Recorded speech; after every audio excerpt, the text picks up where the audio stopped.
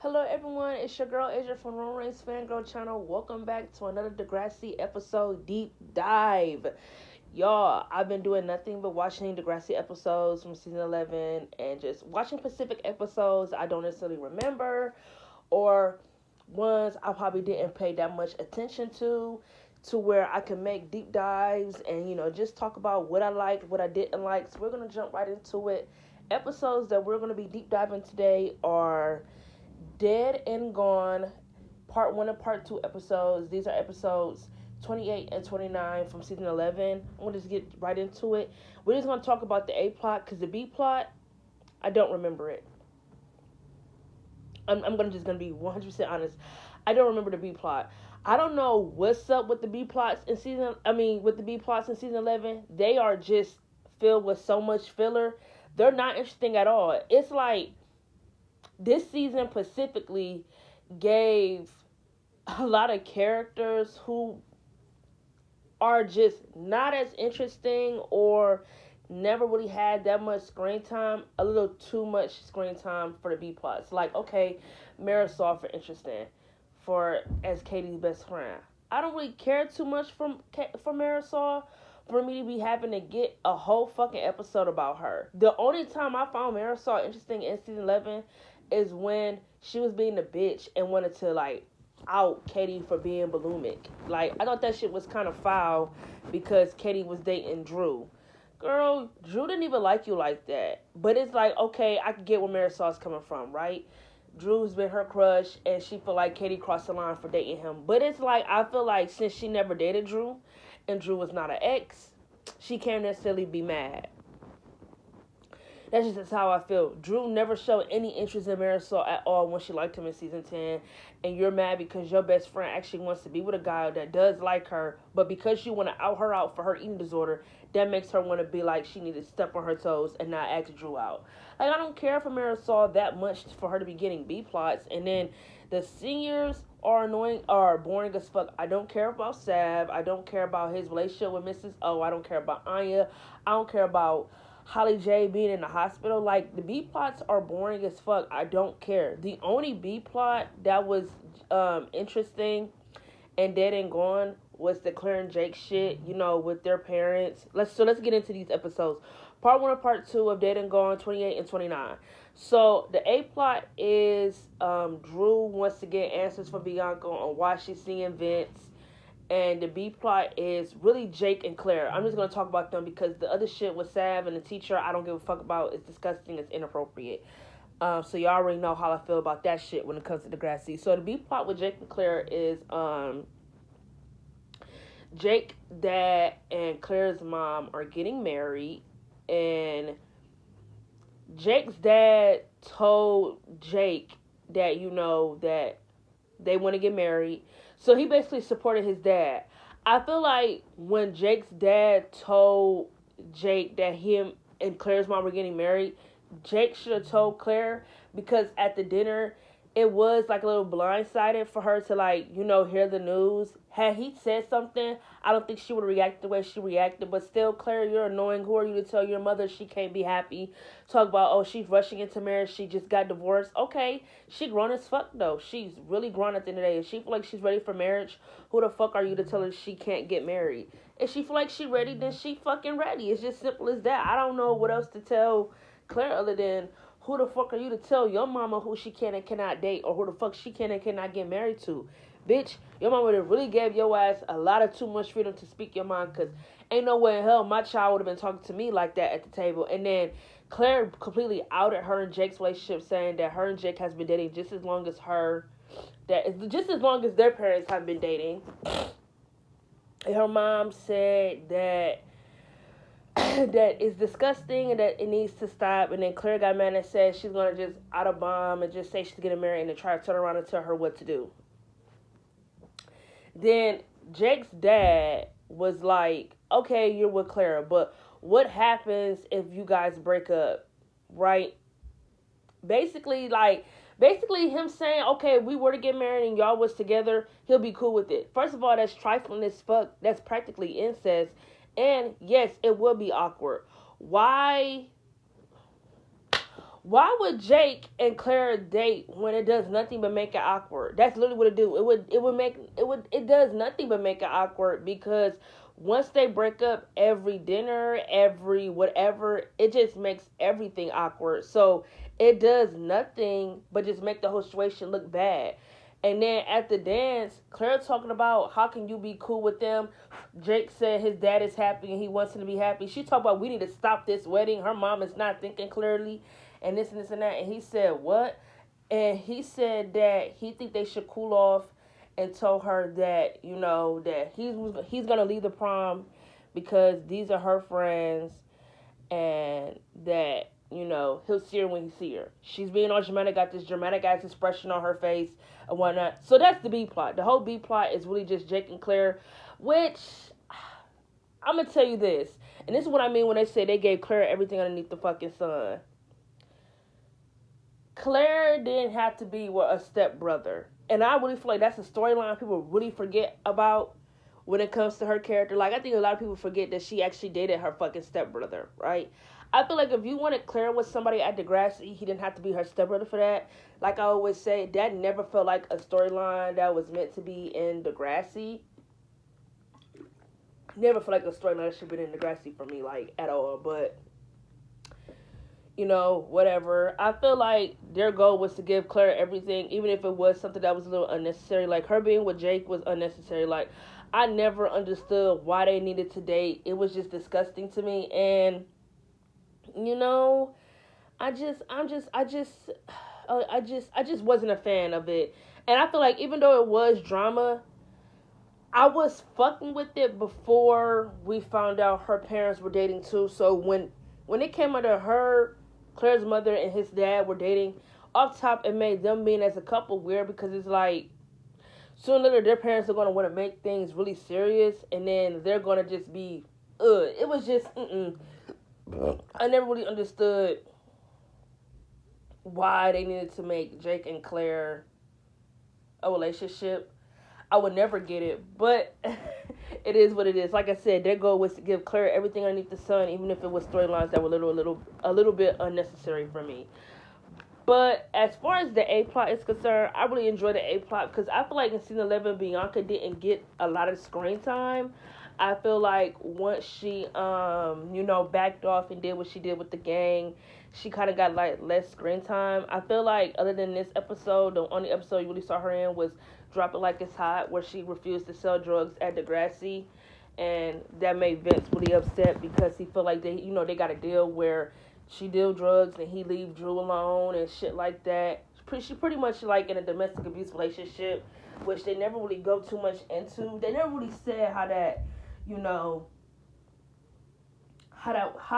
how she felt after all of that. You feel me? Like, she just went back to school, just focused on her books and just focused on university, which is like, I have nothing against, but it's like getting that one-on-one individual episode with her about how having to deal with selling drugs and being in the whole gang violence environment would have been a great episode to see, but maybe they didn't want to do that. But I really wish sometimes how guys got like PTSD episodes or things like that, I wish they would have sometimes give it to the females, because that would have been a great episode to see Bianca, having to deal with all of it. But I liked the whole prom episode. I feel like this is by far the best prom, and it was only good because of the younger class. Like I said, I don't give a fuck about the sophomores. I don't give a fuck about the seniors. They did not make this prom at all interesting. The younger class, like, wait, are they seniors? Huh? That don't make sense. Hold on. I'm gonna leave that for a side rant because that don't make sense. Because I'm just actually remembering what Katie Marisol. I'm actually remembering that Katie Marisol, Jake, and Mo actually are seniors. So wait, that don't make sense. How the fuck do they start their senior year in high school when Holly J, Sav, and whoever the fuck is in their class didn't even graduate yet? Or hold on. Cause bitch. Oh, okay, yeah, okay. So the fuck, they're senior over with. So what the fuck? You have your prom before you know, or do you have your prom before your graduation? Or is it a graduation and prom? Bitch, I don't know. I can't remember if I had my graduation first or I had prom then graduation. I don't fucking know. But okay, so then yeah, that makes sense. Yeah, yeah, they were seniors. So yeah. But like I said, who what made that prom interesting was really Drew's class. Like the younger kids, like Katie, Drew, Bianca, all of them, they made that prom interesting because in the first, like I said, in the first part of the episode, Drew was checking Bianca, telling her like, what is she doing with Vince? Is she like spying on him for him? She was like, no, like she told Vince she would sell drugs for him, be in a fake relationship with him if it meant that he would leave her alone. She told Drew like, you're like the best thing, the goodest thing ever in my life, and I couldn't like deal with myself if something bad ever happened to you. And you know, she said she promised she would just help him so he could stay away from her. Drew invited her to prom. Chin checked Vincent, told him leave Bianca alone, leave him alone, or he would pay the consequences for it. Threatened him and basically just told him like in front of him like Bianca gonna be at prom and yada yada yada. So in the second part, Vince show up at prom, um, threatened Drew. Drew kicked his ass. This nigga pulled out a gun, shot at him. Shit was so crazy. When I say drama, high suspense, this is by far the best school dance they ever had. By far. And Degrassi don't really have a lot of like a lot of drama when it comes to school dances. Like in the OG generation, they were more like just, you know, regular dances. The only dance I could think of that was like filled with drama was the one in season 2 with Craig, and that's only because, you know, he was grieving and his performance was just top notch, Jake Epstein.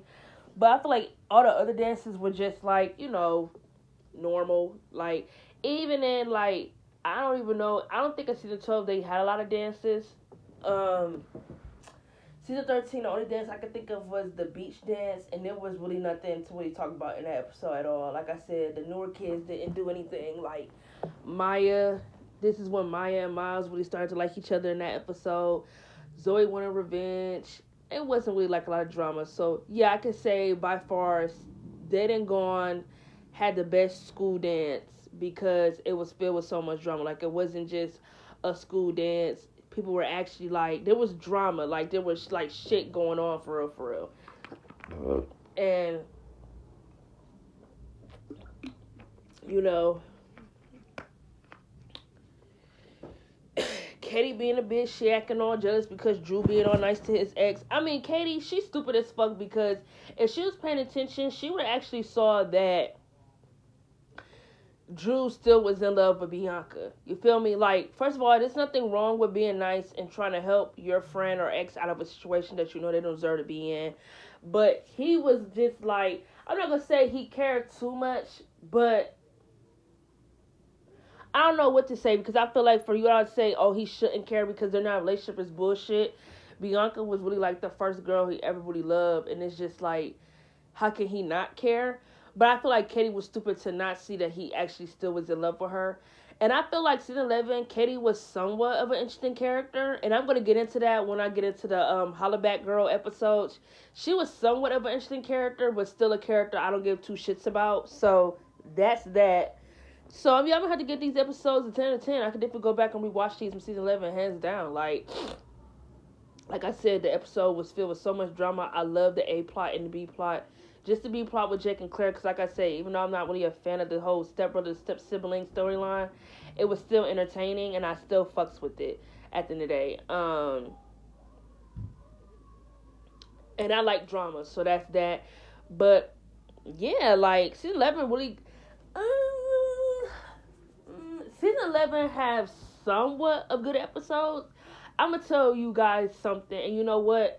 I really want to just keep this in until I finally get there when I make my season 11 review. But you know what? I might just repeat myself. I do feel like season 11 has better episodes than season 10 did. I do feel like season 10 had a lot of fucking filler. I think probably the one thing in season 11 that's probably throwing me off just a tad bit is that the senior classes they have in season 11 are filled with so many characters I do not give a fuck about. Like, No fucking shit. The seniors that they have, like Sav, Holly J, Anya, are by far some of the most boring characters in Degrassi. I don't care about none of those fucking characters. So they get like a lot of fucking screen time to where it's like, why the fuck haven't they graduated yet? This season they gave a lot of screen time to Fiona. Like I said plenty of times, I do not give a fuck about Fiona at all. The freshmen get to like they get like no storylines at all. The freshmen get like no storylines, and then season 12, the only one who got storylines was Maya. So it's just like, why even put